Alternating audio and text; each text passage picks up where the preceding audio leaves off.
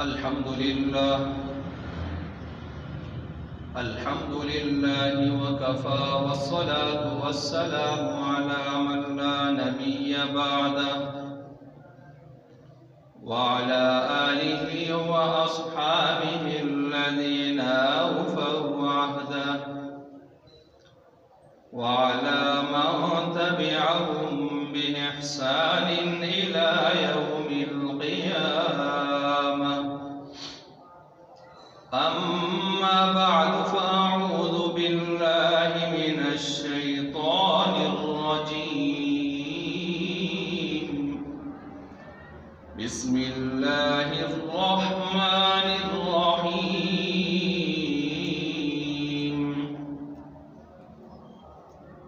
ولله على الناس حج البيت من استطاع إليه سبيلا ومن كفر فإن الله غني عن العالمين.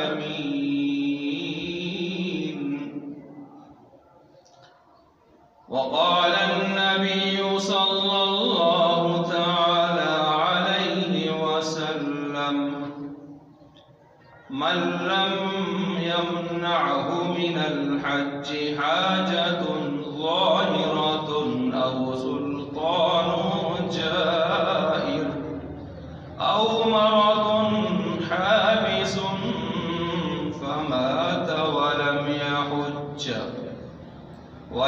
يحج فليمت إن شاء يهوديا وإن شاء نصرانيا أو كما قال عليه الصلاة والسلام. آمنت بالله صدق الله ومولانا العظيم وصدق رسوله الكريم ونحن على ذلك لمن الشاهدين والشاكرين والحمد لله رب العالمين.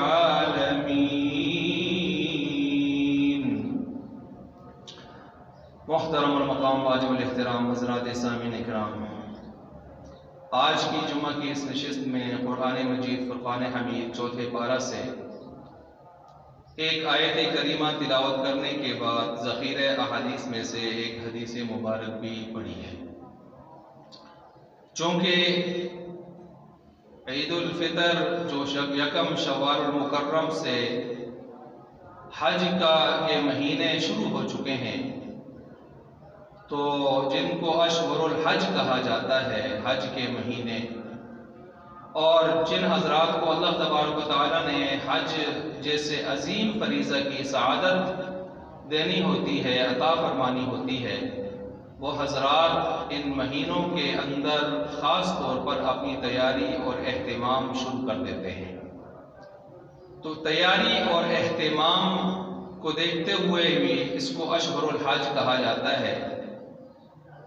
اور اس لحاظ سے بھی کہ جب یکم شوال المکرم آتا ہے تو اس سے پہلے اگر کسی نے احرام باندھ کر یا حرم کے اندر کسی آدمی نے قدم رکھا ہے تو اس پر تو حج آئندہ سال کا لازم نہیں ہوتا، لیکن یکم شوال المکرم کے بعد جب حرم کی حدود میں داخل ہوتا ہے تو بہت سارے اہل علم کے ہاں اس پر حج فرض ہو جاتا ہے، اگرچہ یہ مسئلہ اختلافی بھی ہے. اسی طرح اگر کوئی آدمی اس سال کے حج کا احرام اور ارادہ کرنا چاہتا ہے، احرام باندھنا چاہتا ہے، تو یکم شوال المکرم سے پہلے اس کا احرام اس سال کے حج کے لیے معتبر نہیں ہوگا. یکم شوال المکرم جیسے ہی شروع ہوگا تو پھر وہ کسی بھی وقت اس سال کے حج کے لیے احرام اور نیت کا سلسلہ قائم کر سکتا ہے. تو اس وجہ سے ان کو اشہر الحج کہا جاتا ہے. اشہر الحج کہنے کی اور بھی بہت سارے وجوہ ہیں، وجہ ہیں، میں نے آپ کے سامنے 2 وجہ صرف رکھ دی ہیں. اب اس کے بعد یہ چونکہ میں نے عرض کیا اشہر الحج، حج کے مہینے چل رہے ہیں، تو ضرورت محسوس ہوئی کہ آج کی نشست سے حج، عمرہ اور ان کے مسائل کو شروع کیا جائے. چنانچہ حج کا جو سلسلہ ہے، تو حج کا جو سلسلہ ہے حج و عمرہ کا، اس میں جو یہ مرکزی موضوع ہے اور اس کے ذیل میں بہت سارے ذیلی عنوانات آتے ہیں۔ ان عنوانات پر انشاءاللہ آئندہ کی نشستوں میں بھی گفتگو ہوتی رہے گی۔ وہ چند عنوانات سب سے پہلے میں آپ کی گوش گزار کرتا ہوں، جن میں پہلا عنوان ہے حج، چونکہ یہ ارکان اسلام میں سے ہے، رکن ہے اسلام کا، 5واں بڑا رکن ہے، تو اس وجہ سے پہلی بات تو یہ ہے کہ ارکان اسلام کا خاص کر جو حج ہے اس کا فلسفہ کیا ہے۔ دوسرا، حج اور عمرہ اس کا مفہوم کیا ہے، حج اور عمرے کا مفہوم کیا ہے۔ تیسرا، حج اور عمرہ کے حوالے سے فضائل کیا ہے، اور حج فرض ہو جانے کے باوجود حج کی ادائیگی کے لیے کوئی آدمی کوشش نہیں کرتا تو اس کے لیے وعیدیں کیا ہیں۔ اور اسی طرح نمبر 4، حج اور عمرہ کے مسائل کیا ہیں، احکام کیا ہیں۔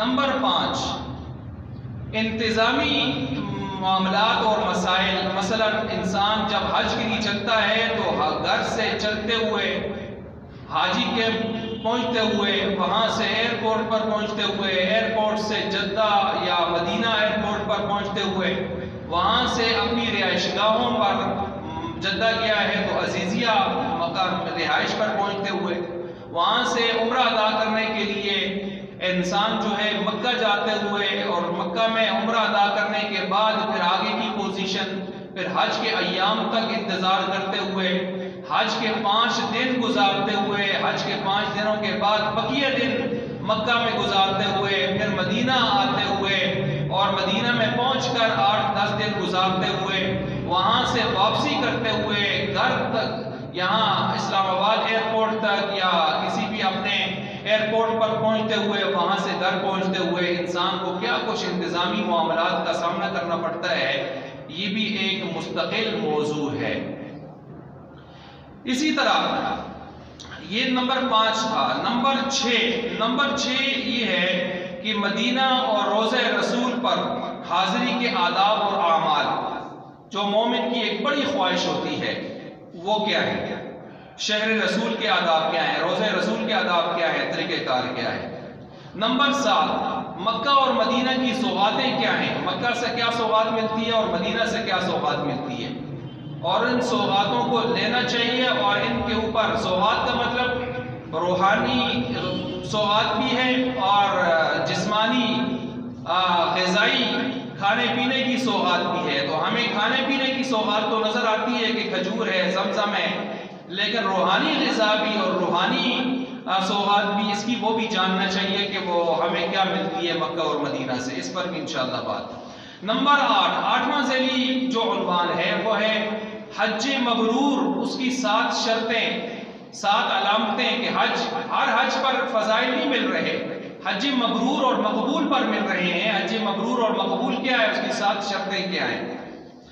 نمبر 9، حج اور عمرے کے مختصر نقشے کہ جن سے آپ آسانی سے حج اور عمرہ ادا کر سکیں۔ نمبر 10، مکہ اور مدینہ اور اس کے درمیان میں اور دائیں بائیں میں جو اہم مقامات ہیں جن کو ہم زیارات کہتے ہیں، وہ کون سے ہیں، اور اسی کے ساتھ ساتھ خاص کر وہ جگہ جہاں پر دعائیں قبول ہوتی ہیں، اور ان دعاؤں کے قبول ہونے کی جگہوں میں سے ایک جگہ 15 جگہ ہیں تقریباً، تو وہ کون سی ہیں جہاں انسان کو دعاؤں کا زیادہ اہتمام کر لینا چاہیے۔ اسی طرح نمبر 11، حج اور عمرہ کے دوران انسان جو دعائیں کرتا ہے، جو اس کے معمولات ہوتے ہیں، وہ دعائیں اور معمولات وہ کون کون سے ہونے چاہیے، ان میں آیا ثابت شدہ کون سے ہیں اور مجرب کون سے ہیں، جو ثابت شدہ تو نہیں ہے نص سے، قرآن و حدیث سے، لیکن مجرب دعائیں اور وہ چیزیں بھی ہیں۔ اسی طرح نمبر 12، حج کی 3 بڑی قسمیں، تمتع ہے، افراد ہے، قران ہے۔ پھر اس کے علاوہ حج بدل ایک قسم بنتی ہے کہ حج بدل کیا ہے، اس کی تفصیلات کیا ہیں، اقسام کیا ہیں، احکام کیا ہیں، یہ بھی ایک مستقل عنوان ہے۔ اس کے ساتھ ساتھ 13واں عنوان ہے، چونکہ حج اور عمرہ اس کی مرکزی جگہ بیت اللہ ہے، تو بیت اللہ، مسجد حرام اور مسجد نبوی، ان کی باقاعدہ تاریخیں بھی ہیں۔ تو ان کی مکہ کی تاریخ کیا ہے اور مدینہ کی تاریخ کیا ہے، یہ بھی ایک عنوان اس کے تحت آتا ہے ذیل میں۔ نمبر 14، حج سے بچنے کے لیے جو لوگ ہیلے اور بہانے تراشتے ہیں، جو عذر اپنی طرف سے تراشتے ہیں، ان کی حیثیت کیا ہے، وہ کون سے عذر اور بہانے ہیں، ذرا ان کا بھی جائزہ لے لیا جائے۔ نمبر 15، حج اور عمرہ کے سفر میں عمومی طور پر کچھ انسان غلطیاں کرتا ہے، یہ غلطیاں اور غلط فہمیاں یہ کون سی ہیں، غلطیاں اور غلط فہمیاں کون سی ہیں، ان کو بھی معلوم کر لیا جائے، کیونکہ بہت ساری غلطیاں اور غلط فہمیاں ایسی ہوتی ہیں حج عمرہ میں جو دانستہ یا نادانستہ انسان کرتا ہے تو اس سے اس کے اوپر جرمانے واجب ہوتے ہیں، کہیں بدنا واجب ہوتا ہے، بڑا جانور اونٹ گائے وغیرہ بھینس یا دم چھوٹا جو ہے وہ جانور اس کے اوپر لازم ہوتا ہے، یا استغفار آتی ہے، یا صدقہ کرنا لازم ہوتا ہے، یہ مختلف اس کے پھر آگے جرمانے ہوتے ہیں جو ان کے سزاؤں جو ہے جنایات کو اور جرائم کو دیکھ کر ہوتے ہیں۔ یہ بھی ایک مستقل عنوان ہے جو آپ کے سامنے میں نے رکھا۔ تو یہ تقریباً 15 عنوان آپ کے سامنے رکھے۔ 16واں عنوان دیکھ سکتے ہیں ہم، حج اور عمرہ کے مواقیت، میقات، کہاں کہاں سے انسان ان کے احرام باندھتا ہے اور کہاں تک اس کو جانا ہوتا ہے، حج کا کیا معاملہ ہے اور عمرہ کا کیا ہے۔ 5 بڑے میقات ہیں جن کو آفاقی میقات کہا جاتا ہے، اور چھوٹے چھوٹے اگر ہم دیکھیں علاقائی سطح پر تو وہ بہت سارے ہیں، جعرانہ ہے، حنین، حدیبیہ، مسجد عائشہ، مقام تنعیم جس کو ہم کہتے ہیں، اسی طرح جو ہے جدہ کی طرف لوگ جاتے ہیں، تو یہ تقریباً ملائیں تو تقریباً 9 کے لگ بھگ بن جاتے ہیں ٹوٹل۔ اور حدود حرم کتنا ہے، 23 کلومیٹر تک پھیلا ہے، کم از کم 8-9 کلومیٹر تک پھیلا ہے، ان چیزوں کو معلوم کر لینا۔ یہ مواقیت کی بحث ہوتی ہے، ان کو کہا جاتا ہے میقات، حدود حج عمرہ کے احرام کے حوالے سے۔ اور اسی طرح جو ہے حج کے حوالے سے چند شرائط ہوتی ہیں، حج فرض کن شرائط کے ساتھ ہوتا ہے، اور جب فرض ہو جائے تو اس کے بعد وجوب ادا کن شرائط کے ساتھ آتا ہے، اور صحت ادا کی شرائط کیا ہیں، اور حج واقع کرنے کی شرائط کیا ہیں۔ یہ مختلف چیزیں ہیں جو شرائط کے باب میں آتی ہیں، اور ان کے ساتھ ساتھ حج کے فرائض کیا ہیں، ارکان اور واجبات، 6-7 اس کے واجبات، سنتیں، مستحبات، مکروہات، مفسدات، یہ بہت ساری چیزیں اس کے ذیل میں۔ یہ تقریباً 20 کے قریب ذیلی عنوانات ہیں جو کہنے کو تو صرف مسئلہ حج و عمرہ ہے، لیکن اس کے ذیل میں 20 کے لگ بھگ یہ ذیلی عنوانات آتے ہیں جو میں آپ کے سامنے رکھ چکا ہوں۔ اب ظاہر بات ہے ان 20 کے 20 پر تفصیل سے گفتگو کے لیے تو سال پورا چاہیے، لیکن ان میں سے جو چیدہ چیزیں ہیں وہ آپ کے سامنے انشاءاللہ میں آج کی نشستوں میں شروع کر رہا ہوں، اور اگلی نشستوں میں بھی یہ چیزیں جاتی رہیں گی۔ سب سے پہلی چیز، حج اور عمرہ، اس کا مفہوم کیا ہے، حج اور عمرے کا مفہوم کیا ہے۔ یاد رکھیں حج کا لغوی معنی اگر ہم دیکھیں تو اس کا معنی قصد کرنا، ارادہ کرنا ہے، قصد کرنا، ارادہ کرنا ہے۔ تو حج کا لغوی معنی ہو گیا قصد کرنا، ارادہ کرنا۔ یہ قصد کرنا اور ارادہ کرنا کیا مطلب ہے اس کا؟ اس کا مطلب یہ ہے کہ انسان چند اعمال کا چند دنوں میں چند مقامات پر، چند اعمال کا چند دنوں میں چند مقامات پر جو ارادہ کر لیتا ہے اللہ کی رضا کے لیے، فریضہ کی ادائیگی کے لیے، تو اس کو حج کہا جاتا ہے۔ چند اعمال کا چند مقامات پر اور چند ایام میں بھی ارادہ کر لیتا ہے۔ مثلا وہ کیا ہے؟ مثلا یہ دیکھ لیں حج کی 2 قسمیں ہیں بنیادی اعتبار سے، جو ہے حج اصغر، حج اکبر۔ حج اصغر چھوٹا حج، اس سے مراد عمرہ ہوتا ہے۔ عمرہ ہمارے نزدیک سنت ہے، امام ابو حنیفہ رحمۃ اللہ علیہ کے ہاں، امام شافعی رحمۃ اللہ علیہ کے ہاں یہ فرض بھی ہوتا ہے، لیکن ہمارے ہاں عمرہ فرض نہیں ہوتا۔ توڑ دیا کسی نے جاتے جاتے، عمرہ نہ کر سکا تو عمرہ واجب ہو سکتا ہے، نفلی کام کو شروع کر کے واجب ہو سکتا ہے اگر توڑ دیا، لیکن عمرہ اپنے لحاظ سے واجب اور فرض نہیں ہوتا۔ تو یہ حج جو ہے وہ فرض ہوتا ہے زندگی میں 1 مرتبہ۔ اب یہ جو حج ہے یہ حج اکبر کہلاتا ہے، یہ جو عمرہ ہے یہ حج اصغر کہلاتا ہے۔ ہمارے یہاں کے لوگ اپنی طرف سے تشریح شروع کر دیتے ہیں کہ حج جمعہ کے دن برابر آ جائے اور فلاں ہو جائے، یہ اپنی طرف سے کی ہوئی تشریح ہیں۔ جہاں تک حج اصغر ہے، عمرہ ہے، اس میں 4 کام کرنے ہوتے ہیں اور 2 مقامات پر کرنے ہوتے ہیں۔ 4 کاموں میں سے پہلا کام احرام باندھنا ہے، دوسرا کام طواف عمرہ کرنا ہے، اور تیسرا کام سعی صفا مروہ کی کرنی ہے، اور چوتھا کام آخر میں جا کے حلق یا قصر، سر مڑوانا ہے، بال کتروانے ہیں۔ یہ 4 کام ہیں، اور ان 4 کاموں کے لیے جگہ بھی خاص ہیں۔ کون سی ہیں؟ بیت اللہ اور صفا مروہ۔ عمرہ ان 2 جگہوں پر ادا ہو جاتا ہے، ان 4 کاموں کے ساتھ۔ ان میں جو دوسرا ہے، میں نے کہا حج اکبر جس کو ہم کہتے ہیں حج، اس کے اندر 4 کام تو یہی ہوتے ہیں، 3 اور اضافہ ہو جاتے ہیں۔ 4 کام یہی ہوتے ہیں۔ 4 کام کون سے؟ احرام، وہ طواف عمرہ تھا، یہ طواف زیارت ہو جائے گا۔ وہ صفا مروہ کی سعی، صفا مروہ کی وہاں بھی تھی، یہاں بھی ہے۔ آخر میں حلق وہاں بھی ہے، یہاں بھی ہے، سر مڑوانا، بال کتروانا۔ درمیان میں 3 چیزیں زیادہ ہو جاتی ہیں۔ وقوف سے مراد 2 قسم کے وقوف ہوتے ہیں۔ ایک وقوف فرض ہوتا ہے جو عرفہ میں ہوتا ہے، اور ایک وقوف واجب ہوتا ہے جو مزدلفہ کے اندر ہوتا ہے۔ مزدلفہ پڑھیں یا مزدلفہ پڑھیں، دونوں جائز ہیں، تو وہاں پر ہوتا ہے۔ یہ وقوف ہو گیا، اور اس کے ساتھ ساتھ ایک چیز یہ اضافہ ہو گئی، اور اس کے ساتھ ایک چیز رمی، شیطانوں کو کنکر مارنا۔ 10ویں دن یعنی 10 ذی الحجہ کو، بڑی عید کے دن، صرف بڑے شیطان کو مارنا، اور اس کے بعد آگے 2 دن جو ہیں 11 12 تینوں شیطانوں کو مارنا، اور آگے 13 دن جو ہے اختیاری ہوتا ہے۔ اگر 12ویں کی مغرب سے پہلے مینا سے نہ نکلا تو پھر وہ واجب ہو جاتا ہے، پھر اس کو 13ویں دن بھی جا کر مارنا ہوتا ہے۔ ٹائم اپنا اپنا ہے۔ پہلے دن تو ہم صبح یعنی طلوع آفتاب سے جا کے مارنا شروع کرتے ہیں بڑے شیطان کو، اور باقیوں کا ٹائم جو ہے وہ 12:15 یعنی جو مکروہ ٹائم ہے وہ ختم ہونے کے بعد آگے شروع ہو جاتا ہے۔ 13ویں دن کا جو واجب ہو جاتا ہے آخر میں رہنے کی وجہ سے مینا میں، وہ بھی طلوع سے شروع کر سکتے ہیں، لیکن بہتر وہ بھی 12:15 سے ہی ہوتا ہے، اور زیادہ بہتر یہ کہ انسان 13 کی بھی کنکریاں مار کے آئے، اگرچہ میرے خیال سے 90% سے زائد لوگ بھاگ جاتے ہیں۔ یہ اچھی بات نہیں ہے، کیونکہ پیچھے جتنے بڑے بڑے حضرات گزرے ہیں سب نے 13ویں کی بھی کنکریاں مار کے گئے ہیں۔ ہم یہ سمجھتے ہیں شاید سنت ہے تو سنت ہے، چھوڑ کے چلے جاتے ہیں۔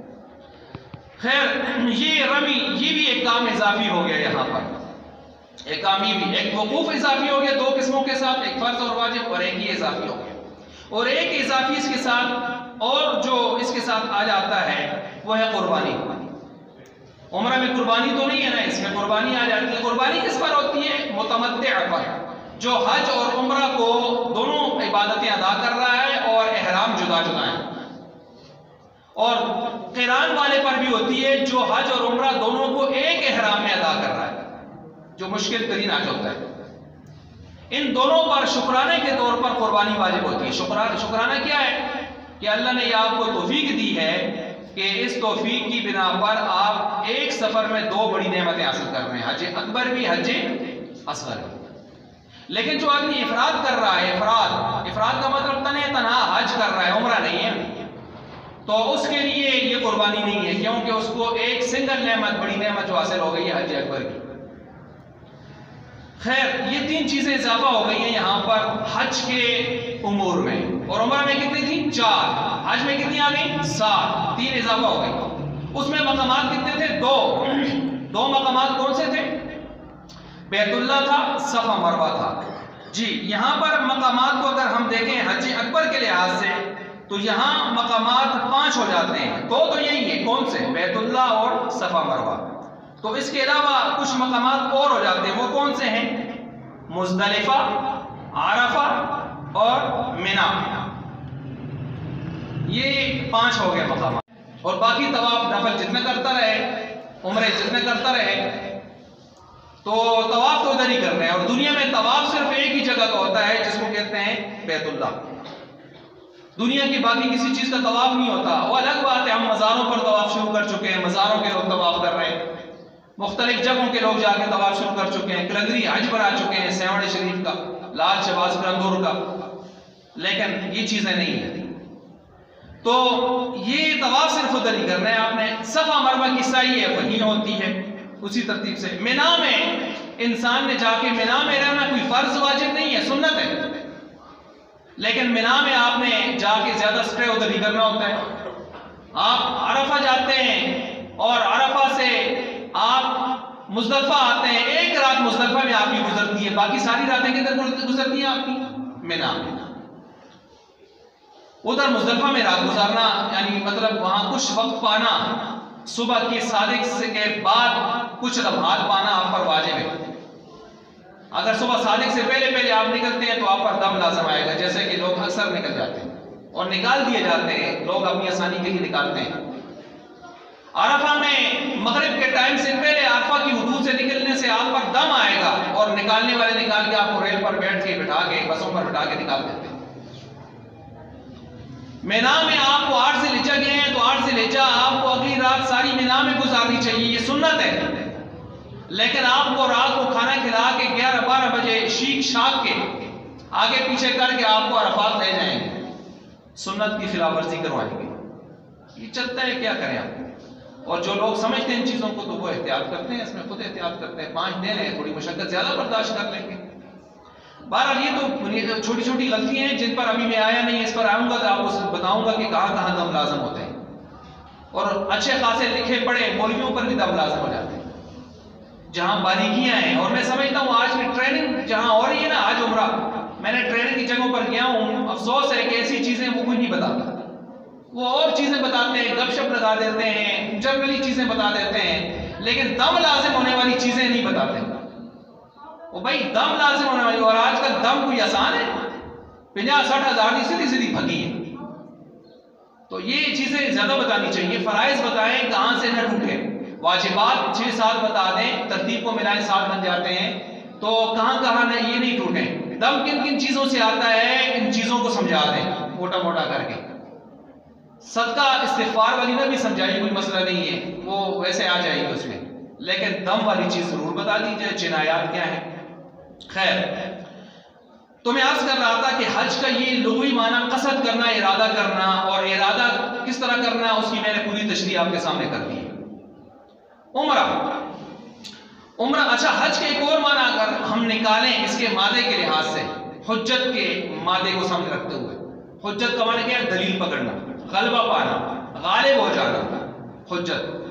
تو اگر اس معنی سے اس کا معنی نکالنے کی کوشش کریں تو اس کا مفہوم یوں بنے گا کہ نماز اکثر پڑھ لیتے ہیں، روزہ بھی رکھ لیتے ہیں، زکوٰۃ بھی کچھ نہ کچھ دے دیتے ہیں، حج 100 میں سے 2 بھی نہیں کرتے، حج 100 میں سے 2 بھی نہیں کرتے. تو گویا شیطان کا غلبہ ہے اس عبادت کے حوالے سے کہ اچھے خاصے غازی، نمازی، پرہیزگار، نیکوکار حج کیا ہے؟ نہیں، فرض ہے، بس اللہ توفیق دے دے ہوئے. کب کروں گا؟ ریٹائرمنٹ ہو جائے. کب کروں گا؟ ابھی بچوں کی شادیاں نہیں ہوئی، وہ تو آزار ہے، میں بیان کرتا ہوں ابھی. تو کروڑ پتی ہوں گے، ارب پتی ہوں گے، لیکن حج نہیں کر سکیں گے، قبروں کو چلے جائیں گے. کروڑ پتی ہوں گے فیشن کے طور پر، لوگوں کو دکھلاوے کے طور پر، سیر سپاٹے کے طور پر، عمرے پر زور دیا ہوگا. حالانکہ عمرہ میں نے کہا سنت ہے، لیکن حج فرض ہو گیا ہے، اس کی پابندی نہیں کر رہے. یہ بالکل اس طرح ہے کہ آپ پر قرضہ ہے کسی کا لاکھوں روپے، لوگ کھڑے ہیں، آپ اسے قرضہ وصول کرتے ہیں اور آپ باہر نکل کے کہتے ہیں ایک این فقیرہ پیسے. تو آپ نفلی صدقے کرتے جا رہے ہیں اور وہ لوگ آپ کو دیکھ رہے ہیں، تو وہ پھر یہاں سے پکڑیں گے نہیں پکڑیں گے؟ بھائی صدقے خیرات بعد میں کرو، پہلے ہمارا کیا دو؟ قرضہ دو. تو اللہ کا قرضہ ہے فرض، فرائض. حج فرض ہے اور حضرت صاحب عمروں پہ زور رکھے ہوئے چل رہے ہیں. عمرے کریں، لیکن حج کے لیے جائیں گے انشاءاللہ، عمرے بھی کریں گے. اللہ نے 2017 میں حج کی توفیق دی. 9 عمرے مختلف میقاتوں سے، جو بھی میں بیان کر رہا تھا، میرا عزم تھا، اللہ نے 7 میقاتوں سے، جدا میقاتوں سے مجھے عمرے کروائے. 2 رہ گئے، آخر کا ٹائم نہیں بچا، گاڑی والوں کو جگہ معلوم نہیں تھی، وہ پھر ادھار چھوڑ کے آئے. میں نے کہا اللہ توفیق دینا پھر جاؤں انشاءاللہ. تو عمرے تو ہو جائیں گے بھائی، گریوی میں ہو جائیں گے. حج کی کوشش فرمائیں. اور ہمارے بہت سارے لوگ، ہمارے پروفیسر حضرات بہت سارے کالج کے، حج کرو کر لیں گے، کرو کر لیں گے. اور جس وقت 2017 میں ہم نے کیا 2,80,000 کا پیکج تھا، اور آج کل ماشاءاللہ 13 لاکھ سے اوپر سے جا رہے ہیں. 13 لاکھ 14 لاکھ 16 لاکھ ذرا پیکیجز ذرا دیکھیں.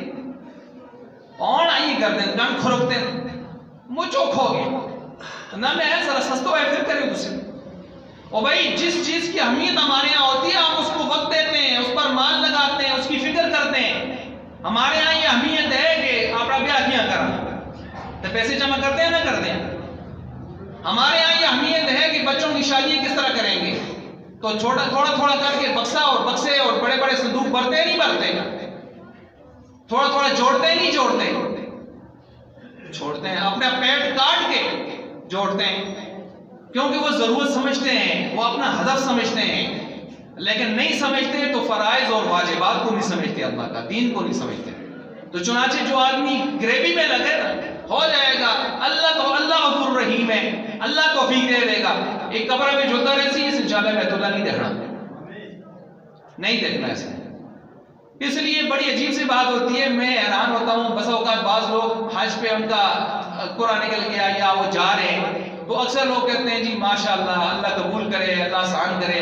آسان سے بھی دعا کرے، تو آسان سے کس کے لیے دعا کرنا؟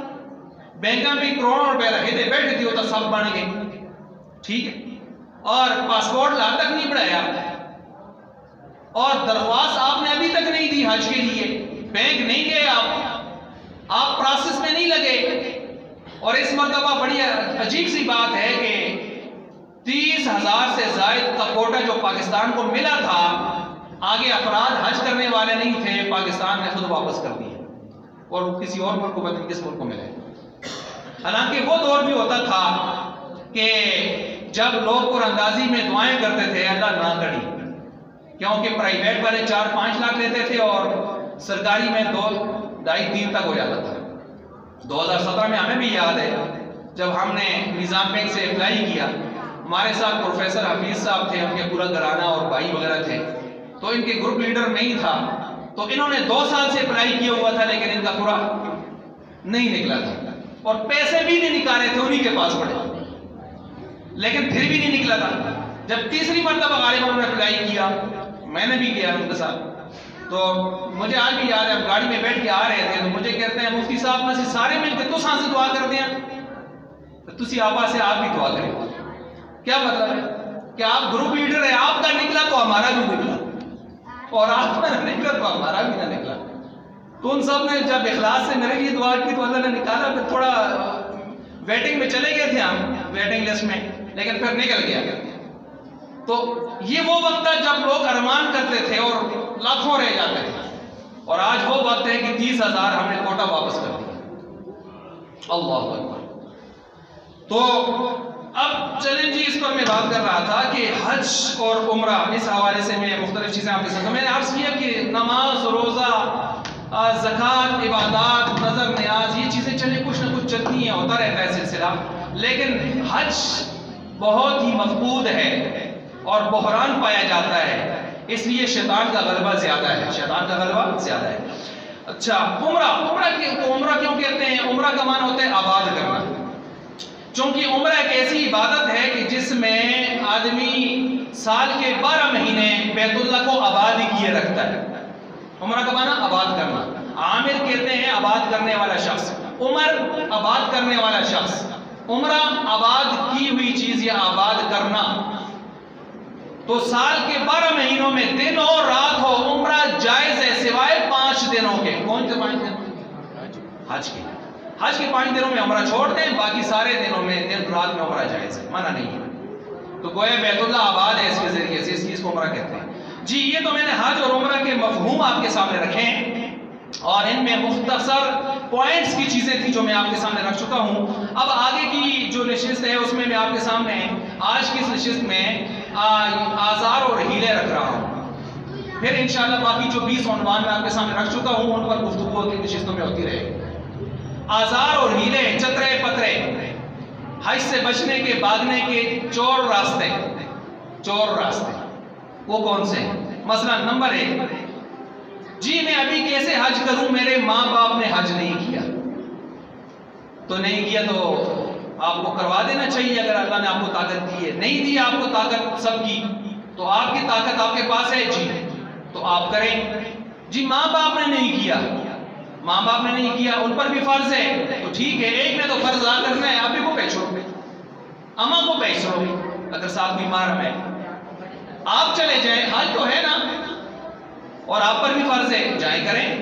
یہ نماز فرض ہو تو کیا ہم اس وقت جب تک ماں باپ نے نماز نہ پڑھی ہو تو ہم کیا کہیں گے ماں پیو نہیں پڑھی، بیوی نے پڑھنا؟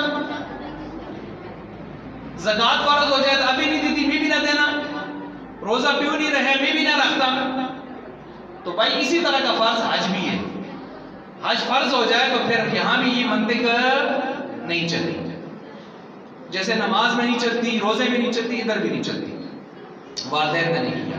چترا پترا نمبر 1، چور راستہ نمبر 1۔ چور راستہ نمبر 2، ابھی تو جوان ہے، حج تو بوڑھے لوگ کرتے ہیں، جب بالوں میں سفید چاندی آ جایا کرتی ہے اور اتنا سفید اور اتنا بوڑھا کہ ٹانگیں اس کی قبر میں لٹک جاتی ہیں اور سانس اکھڑنے لگتی ہے، بیچارہ اپنے آپ کو سنبھال نہیں پاتا، اس وقت حاجی صاحب بننے جائے گا۔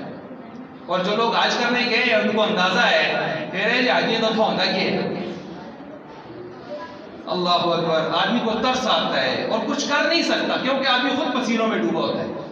خاص کر حج کے 5 دنوں میں جب آپ مزدلفہ سے مینا کی طرف آ کے سامان رکھ کے شیطان کو مارتے ہوا آپ بیت اللہ جاتے ہیں تو عموماً پیادل جانا پڑتا ہے، یا ویل چیئر پہ اگر آپ کے ساتھ کوئی اچھا تگڑا آدمی ہے تو ٹھیک ہے، اور گرمی ہوتی ہے 48-50 سینٹی گریڈ کی، اور آپ کو یہ 8-10-12 کلومیٹر کا سفر کرنا ہوتا ہے اور جا کے پھر واپس مینا میں آ کے رات گزارنی ہوتی ہے، تو ہم نے وہاں پر لوگوں کو دیکھا، بوڑھوں کو، اللہ معاف کرے، ایسی حالت میں کہ اللہ ہی معاف کرے۔ یہ جو لوگ کہتے ہیں بڑھاپے میں حج کریں گے، حج ہوتا ہی جوانی کا، ورنہ بڑھاپے کی ٹھوکریں ہیں، وہاں پریشانیاں ہیں، اور روتے ہوئے لوگوں کو دیکھا، آئے کاش کی جوانی میں آتے ہیں، آئے کاش سب کچھ لگا کے یہاں محروم رہے، نہ کنکر مار سکتے ہیں، نہ شیطانہ گل کو ٹھوک آتے ہیں باٹیاں، نہ کچھ اور کر سکتے ہیں، نہ کچھ اور کر سکتے ہیں، بس بیچارے پڑے۔ اور خاص کر نال اگر بڈھی ماسی بھی ہے، بڈھی اماں بھی ہے، پھر تو کچھ ہوئی نہ بیچارے تو نہیں دیکھتے رہے کی کر۔ تو ہم نے دیکھا کہ واقعی ایسے مسائل ہوتے ہیں، اس لیے یہ تو نہ کہا جائے کہ ابھی جوان ہو، جوانی کہیں آ جائے، جوانی کہیں آ جائے، اور در جوانی توبہ کردن شیوہ پیغمبری، اصل تو توبہ ہے بھی جوانی میں ہے نا، بڑھاپے میں تو شیر بیڑیا وہ بھی سر رکھ کے ایسے نیچے سے شکار کو دیکھتے آتے، آئے کاش سا نہیں رہے نہ تو وہی ہمارے سامنے نہ لنگا۔ تو یہ بڑھاپے کی اصل تو جوانی کی سجدے ہیں، جوانی کی عبادت ہے، اور اس میں کہتے ہیں حضرت مرضی ہے کر لوں جو کچھ کرنا ہے پھر حج۔ اچھا پھر اگلی بات یہ ہے کہ تیرے پاس گارنٹی ہے، حدیث میں بھی ہے جب حج فرض ہو جائے تو جلدی کرو، کوئی پتہ نہیں آگے سانسیں ہیں یا نہیں، تو کیا تیرے پاس گارنٹی ہے؟ حضور تو فرماتے ہیں ایک طرف سلام پھیرتا ہوں دوسری طرف کا پتہ نہیں، پھیر نہیں سکتا ہوں کہ نہیں، پلک جھپکنے کی مانند عمر کا پتہ نہیں، اور یہ حضرت کہتے ہیں بڑھاپے میں جا کے حج کروں گا، ماشاءاللہ بڑی گارنٹی پرمٹ لے کے آیا ہوا ہے حضرت۔ جی چور راستہ نمبر 3، ابھی شادی نہیں ہوئی، ابھی شادی تو کر لوں، گویا اس کے ہاں شادی حج سے زیادہ ضروری ہے، اور مسئلہ یہ ہے کہ حج ہے فرض اور شادی ہے سنت، نکاح بہت اوپر جا کے فرض اور واجب کے درجے، نکاح کے بھی 5 حکم ہیں، فرض ہے، واجب ہے، سنت ہے، مکروہ ہے یا حرام ہے، اس کی 5 درجے ہیں، لیکن حج فرض بھی ہو جائے تو حج نہیں ہے، اور حج نکاح فرض بھی ہو جائے تو حج والے فرض کے برابر نہیں ہو سکتا، کیوں؟ حج والا فرض شرعی ہے، اور نکاح فرض بھی ہو جائے تو فرض عین ہوگا، عرفی ہوگا، اور نیچے فرض کفایہ ہے، فرض کی بھی 3 قسمیں، تو برابر نہیں ہو رہا، پھر حج فرض ہے۔ اور بعض علماء نے یہ لکھا ہے کہ اگر یہ گناہوں کے اندر پڑا ہے، رات دن بے حیائی کر رہا ہے اور ایمان رات دن اس کا تباہ و برباد ہو رہا ہے، تو اب اس کے لیے یہ ہے کہ پہلے کیا کر لیں، نکاح کر لے، اپنے آپ کو سیپریٹ کرے، نکاح سے اعلیٰ ایمان محفوظ کرے، اپنے کو محفوظ کرے، پھر حج کے لیے چلے. یہ بعض علماء نے پھر لکھا ہے. خیر، یہ شادی نہیں ہوئی، یہ چور راستہ نمبر 3. اچھا، اسی طرح نمبر 4، جوان اولاد کی شادیاں، بچے بچیوں کی شادیاں نہیں ہوئی. بھائی بچہ جوان ہو جائے اس کی شادی کرنا ماں باپ پر لازم نہیں ہے. جب وہ بالغ ہو جائے، بالغ آدمی کا اپنا سارا سلسلہ کھل جاتا ہے، اس کا نام اعمال. اب اس کو ماں باپ کچھ کریں گے اس کے ساتھ تو احسان ہوگا، ماں باپ پابند نہیں ہے، پابند نہیں ہے، چاہے کمائے یا نہ کمائے، اسٹوڈنٹ ہی ہو، ماں باپ کا احسان ہے بس. بچی جب تک شادی نہیں ہوئی، ماں والد کے اوپر اس کا خرچہ لازم ہے، یا اس کا جائز روزگار ثابت نہیں ہوا. یہ دوسرا آپشن ہے جو بعض فقہاء نے نقل کیا ہے، تو ماں والد کے اوپر وہ چیز ہوگی. تو شادی ٹھیک ہے، اگر شادی ان کی بھی فرض کے درجے میں چلی گئی ہے تو گنجائش نکلے گی، جیسے ابھی میں نے مسئلہ بیان کیا. اگر سنت کے درجے میں ہے، محفوظ جا رہے ہیں، تو پھر اس پر حج کرنا ضروری ہے. پھر شادیوں کے چکر میں نہیں پڑے گا اولاد کی. اور چور راستہ نمبر 5، اپنا گھر نہیں ہے، پہلے گھر تو بنا لوں، کرایہ دے مکانا پہ رہ رہا. تو کیا ہوا کرایہ مکانا پہ رہنے؟ یہ ساری دنیا نہیں رہتی، سارے کو اپنا مکان ہے. تو یہ فضول چترا پترا ہے، چور راستہ ہے. تو پھر اگر اس طرح پڑھیں گے تو پہلے ہون تک گھر بڑھانا، اما جی تک گھر نہیں ہون، آپ تو گھر بنا اب اللہ معاف فرمائے، جو بن گئے سو بن گئے، اب بہت مشکل ہے. تو اس لیے پھر یہ قبر تک ہی جائے گا، حج نہیں ملے گا اسے، ان چکروں میں بھی نہ پڑے. اچھا، نمبر 6، گھرانہ خاندان میں لوگ کیا کہیں گے؟ ہمارے خاندان میں آج تک کسی سے حج کی ہی نہیں تھا، سن کے بڑا سودا بنتے حج کرنے کے لیے، حج ہی پڑھتے. وہ بھائی یہ کوئی بات ہے؟ پھر نماز کوئی پورے گھرانے کے لیے پڑھتا تھا، اور نماز پڑھتا سن کے بڑا نمازی ہے، نماز چھوڑ یا حیا چھوڑ دیں. ہمارے پورے گھرانے میں پردہ کوئی نہیں کرتا، تو میں کیا پردہ کریں جی؟ کڑی اٹھ کیا ہے، میں کیا پردہ کریں؟ یہ کوئی انسانیت والی بات ہے یا کوئی سمجھ میں آنے والی بات ہے؟ نہیں. لوگ کیا کہیں گے؟ لوگ جو کہیں گے فرض ہے بھائی، اللہ کا قرض سے اتارو اس کو. اچھا جی، اسی طرح نمبر 7، ابھی نماز روزہ تو کر لیں، حج تو بڑے لوگوں کا کام ہے ماشاءاللہ. یہ وہ چترے پترے جو آپ سنتے رہتے ہوں گے. نماز روزہ تو کر لیں، تو نماز روزے سے کس نے روکا ہے؟ وہ اپنی جگہ ہے اور یہ اپنی جگہ ہے، وہ اپنی جگہ ہے، اپنی جگہ ہے. دیکھیں، روٹی بھی کھاتے ہیں، سالن بھی کھاتے ہیں، چائے بھی پیتے ہیں، سارا کچھ کرتے ہیں. آؤ نا جی، پہلے روٹی تو کھا کے نا چاہ نہیں کرنا، چھوڑو پر کیا تم نے چاہ نہ نہیں رہے ہو. وہ کھانے پینے کی ساری چیزیں ساتھ چلتی ہیں، یہ بھی لاؤ، وہ بھی لاؤ، سلاد بھی لاؤ، فلاں بھی لاؤ. اور نماز روزہ کے پہلے نماز روزہ تو کر لیں، یہ پک جائے، اچھے خاصے نمازی بن جائیں، روزے دار بن جائیں، پھر حج بھی کر لیں گے. یہ شیطان کا چترا پترا ہے. اسی طرح نمبر 8، بغیر کوشش کے میں نے کہا کیا کرتے ہیں جی؟ دعائیں. جیسے ابھی میں نے عرض کیا نا، ہمارے لیے دعا کریں اللہ وہاں کی حاضر نصیب فرمائے. تو میں نے کہا یہ دھوکہ دیتے ہیں اپنے آپ کو بھی، دوسروں کو بھی. کیوں؟ کروڑوں روپے بینکوں میں پڑے ہوتے ہیں، پاسپورٹ نہیں بنایا ہوتا، اپلائی نہیں کیا ہوتا حج کے لیے، اور کہتے ہیں جی مفت نہ چال کھڑے کو. وہ تو محمد بن شاہ سلمان ویزا بھیجے ایسا مفت نہ چال کھڑے، یا کوئی یہ تو اچانک ویزا آئے، یا کوئی ان کو آیا خراتی تو کھڑ دینا. او بھائی، باقی سارے کام دنیا کے پیسوں کے کرتے ہیں، اور یہاں پر ہم جو ہے انتظار میں ہو کہ اوپر سے ویزا آئے گا. کروڑوں روپے بینکوں میں رکھے کہیں دعا کرو وہ خدا کھڑے نہیں کرتا خدا. ایسے نہیں ہوتا. جس طرف آپ کو جانے کا شوق ہوتا ہے اس طرف آپ قدم اٹھاتے ہیں. جدھر آپ کے قدم نہیں اٹھتے اور کہیں جی میں ایک آدمی یہاں سے چلے بلا کوٹ کو اور آئے دعا کرو میں ارتباط پہنچ چنا، ماشاءاللہ پہنچ چلسی. ایک آدمی نے شادی نہیں کی اور کہے جی دعا کرو اللہ اگلے سال کو 2 بچے گٹھے دے ہوئے. اور جو سن، ایک آدمی صبح جا کے اپنی ڈیوٹی پہ نہیں جاتا اور کہتا ہے جی مسلح دے بیٹھ کے اللہ مو کو آج 2000 روپے تھی چادوں تو طرح ہوا ہے، آج اسی بیٹھے رہو. یہ جب ہمیں سمجھ آتی ہیں مثالیں تو یہ بھی سمجھ آنی چاہیے کہ کروڑوں روپے بینکوں میں رکھ کے دعائیں نہ کروایا کریں، یہ دھوکہ ہے، دھوکہ گپ شپ ہے، بلکہ ہمت کر کے پھر دعائیں کروایا کریں. اچھا، اسی طرح ایک چترا پترا یہ ہے کہ طبیعت اچھی نہیں ہے کسی سے کروا لوں گا، شوگر بڑا ہے، سخت ہے، بلڈ پریشر بہت زیادہ ہے، مسائل ہے، میں نہیں کر سکتا، کسی سے کروا لوں گا. دنیا کے باقی سارے مشکل سے مشکل کام کرتا ہے، اور حضرت نے یہاں ہتھیار پھینک دیے ہیں. کیوں؟ اندر کا شوق اور ذوق ہوتا تو یہ باتیں کبھی نہ کرتا. یہ مرتا مرتا بھی، لیٹتا لیٹتا بھی، بستر مرگ پر بھی ہوتا، کہتا ہے اللہ مجھے توفیق دے. جیسے بہت سارے لوگوں کی ایسی دعائیں نظر آ رہی ہیں جنہوں نے بستر مرگ پر بھی کہا. ہمارے مفتی عبدالشکور صاحب جو ہمارے منسٹر تھے، MNA تھے، اور ملا عمر کی سیرت پاکستان میں تازہ کر کے گئے. جو منسٹر تھے 1.5 سال رہے، اور ان کا گھر آپ نے دیکھا دروازے نہیں تھے. ان کا گھر آپ نے دیکھا وہ مٹی کا بنا ہوا اپنے ہاتھ سے لکھتے تھے، اور کہتے تھے میرا مسجد میں اور مدرسے میں 4.5 9 ہزار روپے ٹوٹل تنخواہ تھی. اور خود کہتے ہیں کہ ٹرو میں نے ایک دن اللہ کے سامنے رو کے کہا، اللہ مجھے پتہ ہے دنیاوی اسباب کچھ بھی نہیں ہے، میں مکہ مدینہ دیکھ سکوں گا، مجھے دکھانا ہے اللہ.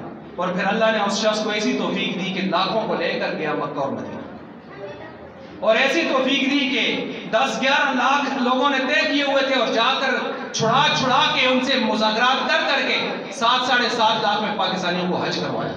اور سب سے بہترین سہولیات والا حج انہوں نے کروایا پچھلے سال. اللہ ان پر کروڑوں رحمتیں نازل فرمائے، ان کی قبر کو جنت الفردوس کا باغ بنائے، اعلیٰ علیین میں مقام نصیب فرمائے.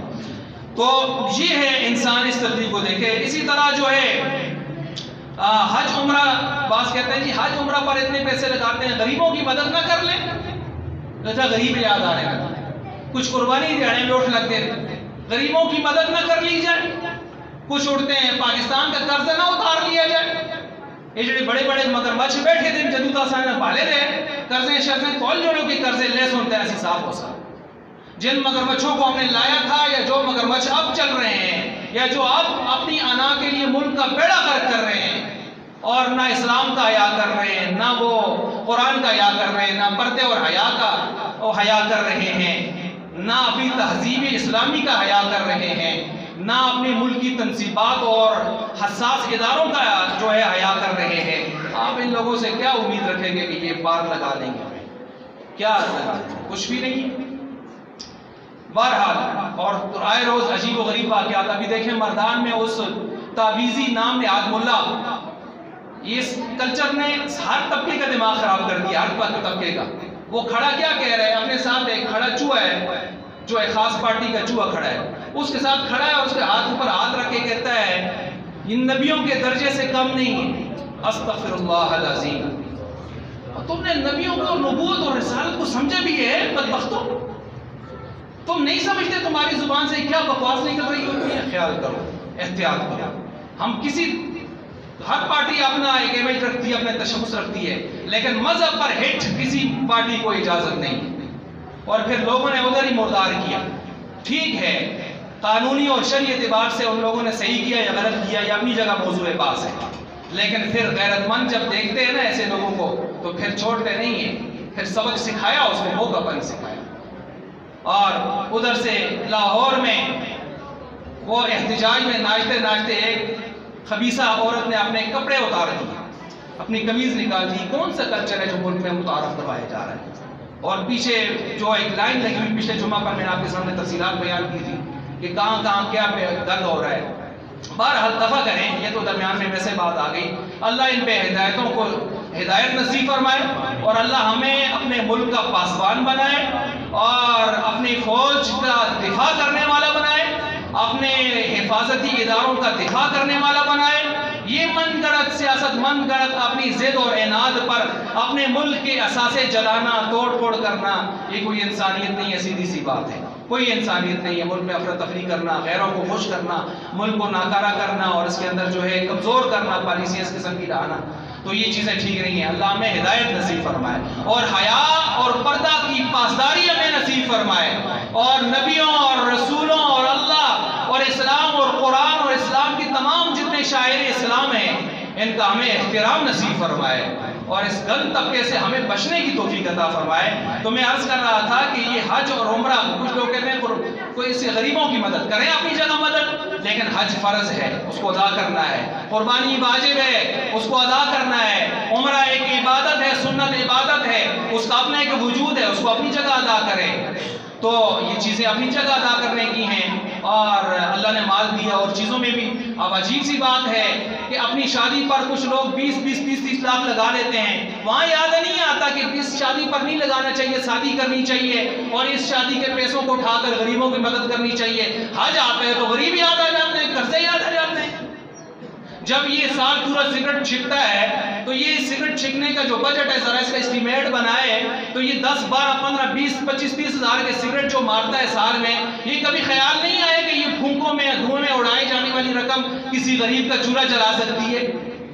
یہ جو نسوار پڑے پہ پڑے چڑھا کے پورا سال، یہ جو پان کھا کے اور چھلیا کھا کے اور چونے کھا کے سنگار پی کے، یہ جو نشے کوکین مار کے یہ جو چرس اور بھنگ، تو یہ کبھی ان کو خیال نہیں آیا کہ ہم یہ کام چھوڑ دیں؟ یہ سارا بجٹ جو ہے غریبوں کے لیے جانا چاہیے۔ ایک لوارث حجی نظر آیا، قربانی نظر آئی ہے۔ افسوس، یہ جب اندر خراب ہو، خبیث ہو نا، من خبیث ہو نا، تو پھر اس سے ایسی باتیں نکلتی جو آپ سمجھ آگے ہوں گے میرے آپ۔ اچھا، اس کے ساتھ ساتھ جو ہے کہتے ہیں تھوڑا زندگی سدھر جائے گی انشاءاللہ، بیت اللہ پر نظر پڑے گی، اس وہاں 30-40 دن گزاریں گے، سدھر جائیں گے انشاءاللہ۔ کاروبار سے فرصت مل جائے، مرتے تک نہیں ملے گی، مرتے بھی کہے گا گول گپے اتنے دے، ٹھیک ہے نا، مرتے بھی یہی کہے گا جو کاروبار میں اس طرح لگے گا فرائض کو چھوڑ کر۔ حج اخراجات بہت مہنگے ہیں، تو بھائی اور چیزیں بھی بڑی مہنگی ہوئی ہیں نا، سستی ہیں ساری باقی، تو اور آٹا اگر آپ کو 3000 کی گتھی میں خرید رہے ہیں تو وہ بھی خرید رہے ہیں، ضرورت ہے۔ شادیوں پر اگر پہلے آپ کے 10 لاکھ خرچہ آتا تھا، 30 لاکھ آتا ہے، کہیں جی مہنگا ہو رہا ہے، تو پھر مہنگا اور ہو رہا ہے، سستا اب نہیں ہوگا۔ اس سال اگر 13 14 16 لاکھ ہے تو آئندہ انتظار کریں 20 سے بھی اوپر جا سکتا ہے جو حالات چل رہے ہیں، تو پھر قبر یہ حج نہیں ہو سکتا۔ اور کچھ لوگ کہتے ہیں جی حج حقوق اللہ میں سے ہے، حقوق اللہ معاف کر دے گا، حقوق العباد کی فکر کرنی چاہیے، ماشاءاللہ۔ اور حقوق العباد کی فکر کتنی کرتا ہے؟ گماڑی ادات رہے تھے۔ حقوق العباد کی فکر کتنی کرتا ہے؟ رشتہ داروں کو توڑنے لگے جاتا ہے، زمینوں نہ قبضے کر کے، یہ فلسفے جھاڑ رہا ہے حقوق العباد کے۔ اور میں حیران ہوتا ہوں نا، کچھ لوگ دوسروں پر فتوے لگاتے ہیں، چور ڈاکو فلاں ظالم۔ جب آپ ان کا اپنا ذاتی گزٹ کھولے نا، سب سے بڑے چور ڈاکو آپ کو یہی نظر آئیں گے۔ حیران، میں نے آپ کو کئی اس پر لطیفے بھی سنائے تھے۔ کوئی ایک نے مجھے کہا کہ آپ جو ہے ان علماء کی بات کرتے ہیں، فلاں کی، میں نے کہا بالکل کرتے ہیں، ڈنگے کی چوٹ پر کرتے ہیں، اللہ کے فضل سے کرتے ہیں، فخر سے کرتے ہیں۔ ہم کہتے ہیں دنیا میں آخرت میں ہمارا حشر ان کے ساتھ ہو۔ جی تم بتاؤ تمہارا حشر ان کے ساتھ ہو؟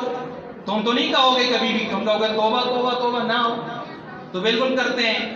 تو میں نے کہتا ہے ہم تو چوروں کے ساتھ نہیں رہتے ہیں، تو حال یہ ہے کہ کچھ عرصہ بعد ہم دیکھتے ہیں تو لاکھوں روپے کی چوری کا سکینڈل ان پر بن جاتا ہے۔ ہم دیکھتے ہیں کہ اس میں دوسرے رشتہ داروں کی لاکھوں کروڑوں کی زمینیں دبا کے بیٹھے ہوتے ہیں، اور کہتے کیا ہے، ہم چوروں کو پسند نہیں کرتے۔ ماشاءاللہ، چوروں کو پسند نہیں کرتے، خود کروڑوں روپے لوگوں کے چوری کر کے بیٹھے ہوتے۔ تو یہ ویسے ہی جیسے کہ یوسف علیہ السلام کے بھائیوں نے، جو اصل اس وقت مجرم وہی تھے، اور بن یمین کو جب اپنے پاس روک لیا یوسف علیہ السلام نے، تو ایک پیالہ چوری کا ظاہری پلاننگ کے لحاظ سے ان کو دکھایا گیا، تو بھائیوں نے وہ غصے میں آ کے کہا قالوا ان یسرق فقد سرق اخ له من قبل، اگر اس یوسف علیہ السلام نے، اگر اس بن یمین نے اس وقت چوری کی ہے، یہ کوئی نئی بات نہیں ہے، اس کا ایک بھائی تھا بچپن میں، اس نے بھی چوری کی تھی۔ کس کا کہا؟ یوسف علیہ السلام کا۔ اور یوسف علیہ السلام سامنے کھڑے ہیں، اور یوسف علیہ السلام کو غصہ تو بہت آیا لیکن غصہ پی گئے۔ حالانکہ مجرم کون تھے؟ یہ تھے، یہ۔